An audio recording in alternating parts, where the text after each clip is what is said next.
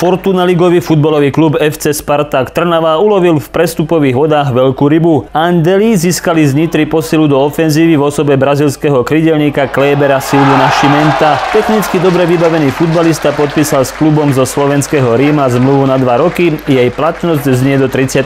júna 2016. O hráča sme mali záujem dlhý čas. Keď Nitra vypadla z najvyššej súťaže a hráč prejavil záujem pôsobiť vo Fortuna lige, zintenzívnili sme rokovania. Napokon vznikla dohoda a na najbližší ligový zápas bude trénerovi k dispozícii, uviedol generálny manažer Spartaka Trnava Dušan Kekety starší. Štvrtkový odvetný duel 3. kola Európskej ligy proti škótskemu tímu FC St. Johnson Kleber sledoval iba z hľadiska. Na nedeľný ligový súboj s Podbrezovou však bude kaučovi Jurajovi Jarabkovi plne k dispozícii. Trnava ho bude môcť po postupe cez škótskeho súpera dopísať na súpisku pre play-off Európskej ligy. Brazílčan Kleber Silva Nascimento je využiteľný v stredovej formácii i útoku. Na Slovensko prišiel v roku 2008, keď ho z arménskeho klubu Mika Aštarak angažovala Petržalka. Neskôr ho futbalové cesty zaviedli do českého Slovácka, odkiaľ sa oklúkov cez brazílsky SC Corinthians Alagoano vrátil v roku 2012 na Slovensko, konkrétne do Nitry.